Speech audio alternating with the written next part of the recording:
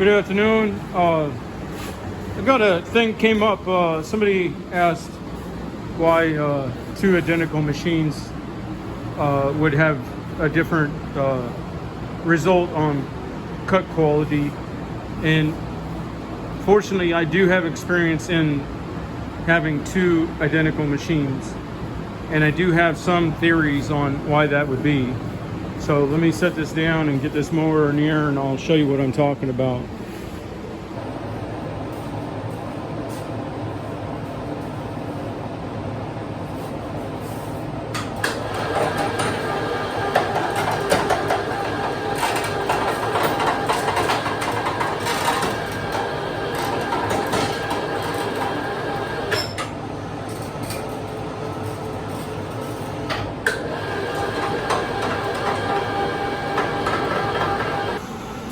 Why would one mower identical to the other one have better cut quality?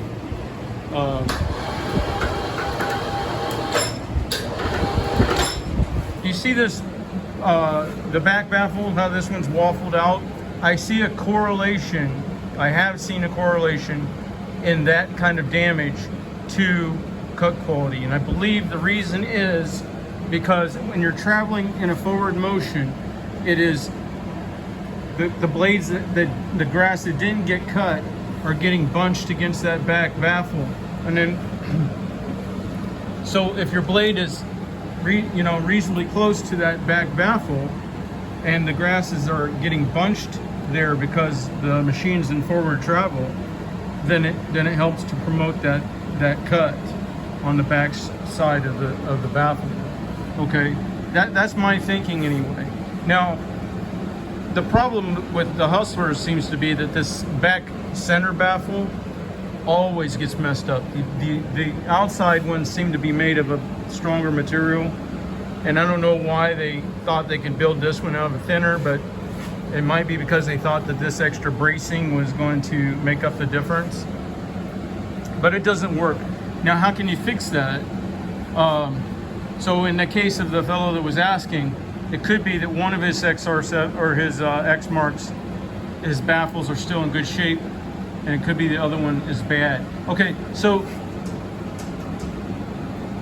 the way I fix that is with the propane tanks. The big backyard propane tanks. That's the best material I've found. Here's an example.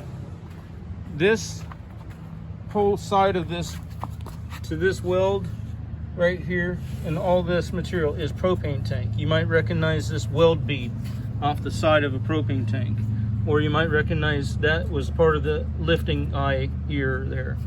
It's way stronger. It's good thick material to use. Now, don't ever open up a propane tank on your own. Let me show you another piece of the material I'm talking about so that you'll recognize it and know what to look for. There's procedures out there on how to open up propane tanks. You got to fill them with water to void out all the gases, and I don't think you should do it if you don't know what you're doing. Here's some that was put on a specialized deck that had a bagger on it, and here's a piece of it too. I don't have here's a piece right here. See that silver piece? Propane tank? Yeah. That's the best material. It's already curved, so when you cut your segment, your piece at the height, then all you got to do is adjust the curve to fit the radius of your blade. Here's another piece of it that I used. I made a pushing blade once that went on the front of the mower. When you raised your deck, the blade in the front would go down. But that's another piece of propane. But that's not nearly long enough to propane tank. That's not nearly long enough to build a new rear baffle with. So, and then you got to watch, because where you're welding it to and everything, it can be real thin material, because if it's sandblasted by sand and everything, it could be really thin. So you might want to weld more to these struts and to this convergence point and maybe a little less welding to the deck material, unless you do it on the back side. I would weld it on the back side, would be fine, because that's probably as thick as it ever was back here. And yeah, you can rebuild that rear baffle, and I probably will do this one. And another thing is, I've ran the spindles like on my 60-inch mower for years. I ran the pulleys from a 52. Now what that does is it clocks up your blade tip speed. My findings on that were that yes, it will give you a better cut, but it's not worth it. They're so loud that and they do so much damage and wear, and, you know, excess wear to the deck. It's not worth it. And then another issue that could cause it, if your blades are, I'm beginning to think if your blades are too long, because I was trying to run longer blades. On my 60, I was running the blades off of a 61 Skag, thinking the extra overlap would take care of the levers, you know, the little ones that get left behind. But what I'm thinking is, because I went back to a standard blade and it seems to work better. I'm thinking because the blades come together so close, and there's a frequency to it. These don't match up right now. I could pull them together if I wanted to, if I had two hands here. But if the blade tips come close enough together, I'm thinking it makes a disturbance in a vortex in your air.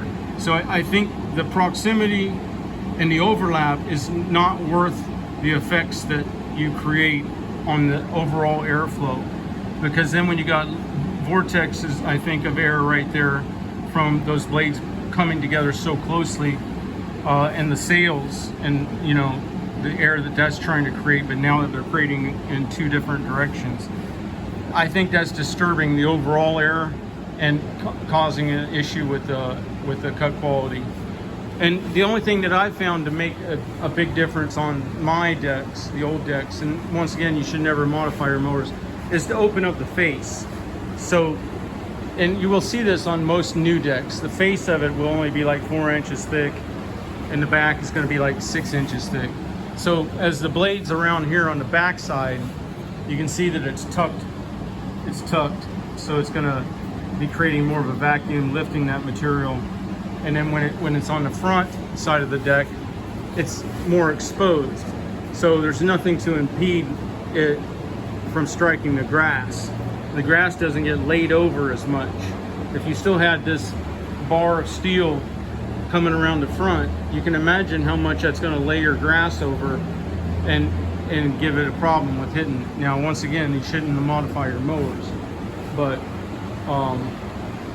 for me, that I found that made a biggest difference on cut quality.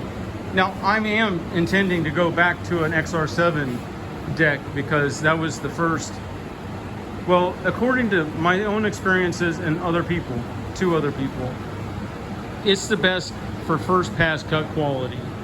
And it's these are 69 actual cut path. They're labeled as a 72. Those are actually a 72. So 3 inches, they'll be 3 inches wider, which helps a lot. And then of course, with the first pass cut quality being better, then I think that's what I'm gonna do, is switch back to an XR7 72, at least for a while, to see if I still like it as much as I used to.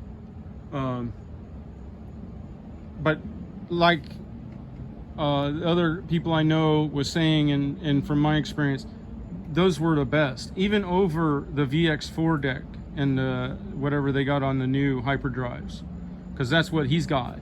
He had a 72 just like mine, and then he bought a new hyperdrive, and he was like, well, God, this sucks, because the cut quality doesn't seem to be as good as the XR7. But you know, to the manufacturer's credit, it's impossible to build a deck that's good for every region and every climatic condition and every grass type. It's virtually impossible. All right, I'm gonna get back to work. Y'all have a good day.